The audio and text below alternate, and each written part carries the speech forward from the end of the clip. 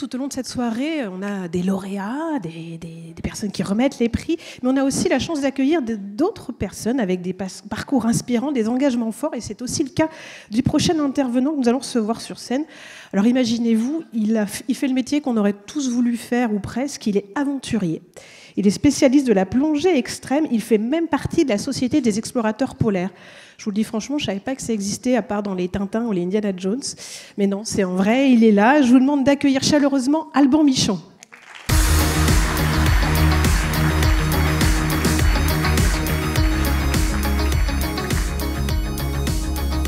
Bonsoir, bonsoir tout le monde. Bonsoir Alban, merci d'être avec nous. Alors, on a un petit peu échangé avant cette soirée, et vous êtes quand même explorateur polaire. Et la première chose que vous m'avez dit, c'est « moi, j'aime pas le froid ».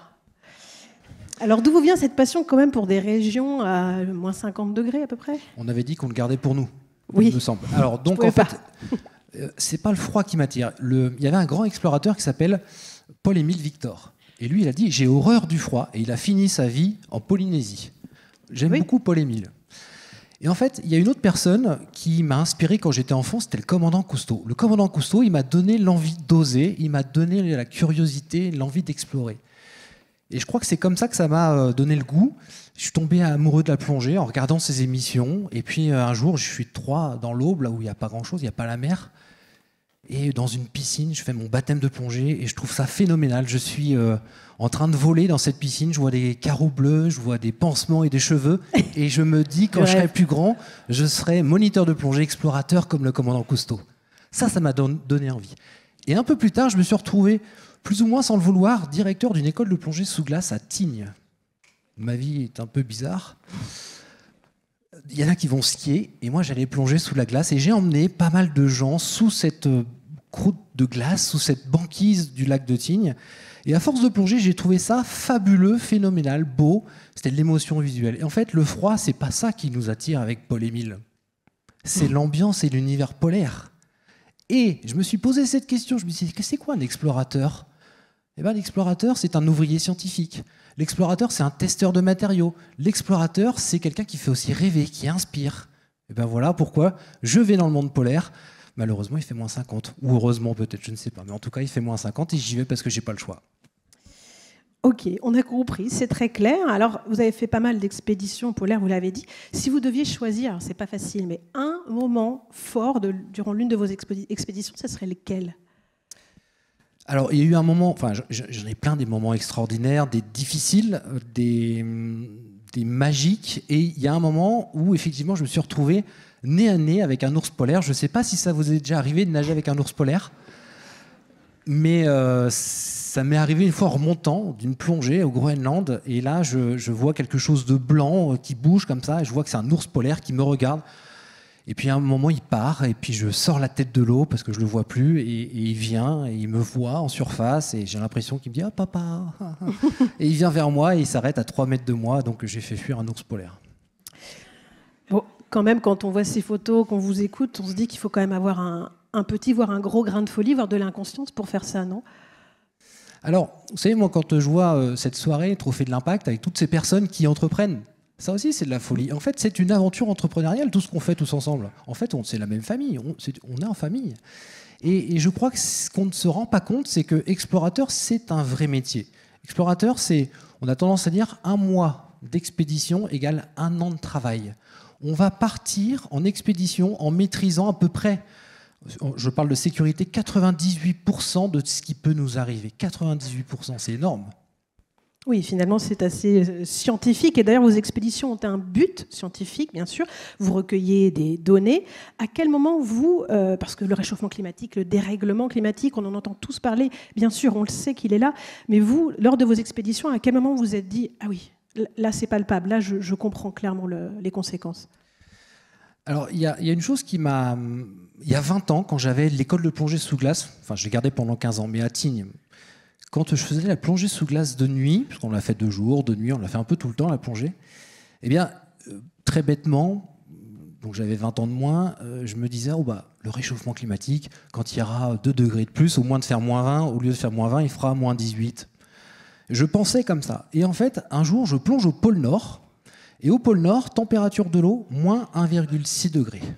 moins 1,6 degrés. Quand vous plongez au pôle Nord, c'est une visibilité de 200 mètres de long, 4000 mètres de fond, c'est très impressionnant. La glace, elle est pure, elle est dure, le point, vous ne rentrez pas le point à l'intérieur, elle est coupante, elle est tranchante, elle est vive, elle est magnifique. Un mois plus tard, ça c'est au mois de mars, un mois plus tard, parce que le soleil qui était à l'horizon se lève, et donc est plus haut, donc réchauffe l'environnement, on est sur une température de l'eau à moins 1,4 degrés. 0,2 degrés de différence, c'est pas énorme. Et en fait, je pensais que c'était pas énorme. Sauf qu'à cette température, mon point s'enfonce dans la glace est arrondie, elle est jaunâtre. Et là, je me suis dit, mon Dieu, 0,2 degrés de différence, et ça donne ça. C'est impressionnant. Et c'est énorme, en fait. Là, c'est concret, en effet. Alors, ces expériences, elles vous ont amené à lancer un nouveau projet qui s'appelle Biodysseus. On va en voir quelques images. Quel est l'objectif? Est-ce que vous pouvez nous expliquer un petit peu en quoi ça consiste? Alors, je vous parlais du commandant Cousteau tout à l'heure. Le commandant Cousteau, il a, dans les années 1960, créé des habitats sous-marins. Il a fait vivre des gens sous la mer pendant 3 semaines, à 100 mètres de profondeur. Et en fait, ils ont démontré à l'époque que l'homme pouvait travailler à grande profondeur. Et aujourd'hui, ça, on sait faire, mais comme j'ai passé 15 ans de ma vie à emmener des gens qui ne savaient pas plonger sous la glace, et que je suis un amoureux du monde polaire, et que l'Arctique se réchauffe 4 fois plus vite que le reste du monde, on a décidé avec mon équipe de créer la première base de recherche sous-marine. C'est une base scientifique, comme il en existe en Antarctique, par exemple, ou en Arctique. Celle-ci a la particularité d'être sous la mer, de pouvoir se fondre sous l'environnement, donc au cœur du réacteur climatique.